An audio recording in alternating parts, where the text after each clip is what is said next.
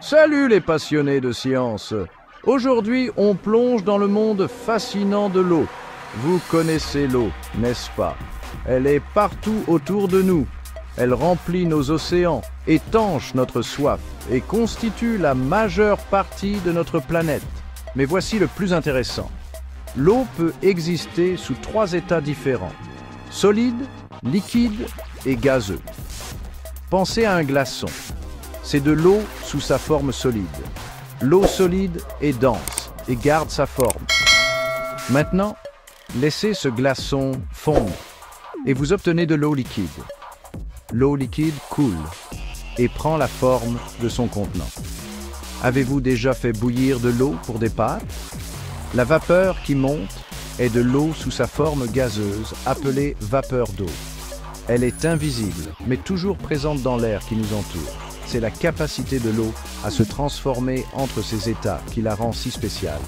Tout cela grâce à la température et à la pression, les marionnettistes des états de l'eau. On les explorera ensuite. Vous vous souvenez du glaçon, de l'eau et de la vapeur? La température est comme un interrupteur, décidant de la forme que prend l'eau. Chauffez les choses et la glace fond en eau, l'eau se transforme en vapeur. Refroidissez les choses et la vapeur redevient de l'eau gèle en glace. Voilà comment la température contrôle le spectacle. La pression joue également un rôle, bien qu'elle soit un peu plus en coulisses. Imaginez que vous pressez une éponge. Plus vous serrez fort, plus il y a de pression, moins l'éponge prend de place. La pression affecte l'eau de la même manière.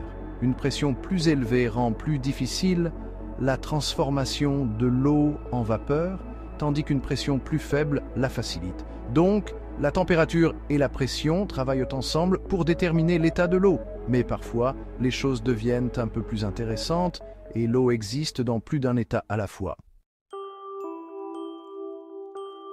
La vapeur d'eau, la forme gazeuse de l'eau, est comme le ninja de l'atmosphère, invisible mais incroyablement influente. Vous ne pouvez pas la voir, mais elle est toujours là, jouant un rôle crucial dans notre météo. Vous vous souvenez de cette eau bouillante et de la vapeur qu'elle produit? C'est de l'eau liquide qui se transforme en vapeur d'eau. Mais voici le truc, l'eau n'a pas besoin de bouillir pour devenir de la vapeur. Cela arrive tout le temps, même à partir de flaques d'eau et de lacs, grâce à un processus appelé évaporation. Cette vapeur invisible monte dans l'atmosphère et devient une partie de l'air que nous respirons. Mais que se passe-t-il ensuite? Eh bien, c'est là que les choses deviennent vraiment passionnantes. À mesure que la vapeur d'eau monte dans l'atmosphère, elle rencontre des températures plus froides. Et tout comme cette vapeur qui se condense sur une fenêtre froide, la vapeur d'eau se refroidit et se transforme en eau liquide. Ce processus est appelé condensation. La température à laquelle cela se produit est appelée le point de rosée. Le point de rosée est différent selon la quantité de vapeur d'eau présente dans l'air. Plus il y a de vapeur d'eau, plus le point de rosée est élevé. La condensation est ce qui nous donne les nuages, ces masses blanches et moelleuses qui flottent dans le ciel. Ils se forment lorsque des milliards de minuscules gouttelettes d'eau ou de cristaux de glace s'agglutinent autour de particules microscopiques présentes dans l'air. Plutôt cool, non? 5e section. Stabilité atmosphérique. Un jeu d'équilibre. Maintenant, parlons de la stabilité atmosphérique. Imaginez une montgolfière. L'air à l'intérieur du ballon est plus chaud et plus léger que l'air extérieur. Il monte donc. L'atmosphère fonctionne de la même manière. Lorsque l'air près du sol est plus chaud que l'air au-dessus, nous avons une atmosphère instable. Voyez cela comme une casserole d'eau bouillante. L'eau chaude monte, créant ces bulles et ce mouvement caractéristique. Dans une atmosphère instable, l'air chaud ascendant peut entraîner la formation d'orages et d'autres phénomènes météorologiques dramatiques. En revanche, une atmosphère stable est comme un lac calme. L'air est généralement plus frais et plus dense près du sol, ce qui l'empêche de monter facilement. Cela conduit à des conditions météorologiques plus stables, comme un ciel clair ou des vents légers. 8e section, te mesurer la vapeur d'eau, te dévoiler l'invisible. Nous avons beaucoup parlé de la vapeur d'eau, mais comment mesurer réellement quelque chose que nous ne pouvons même pas voir?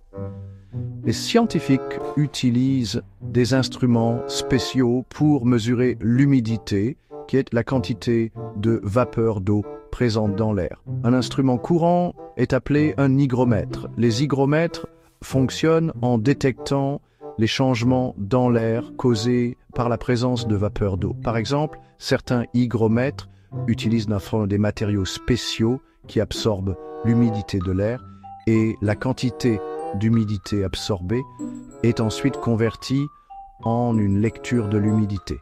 En mesurant l'humidité, les météorologues peuvent mieux comprendre et prédire les régimes météorologiques, notamment les précipitations, la formation des nuages et même la probabilité de brouillard.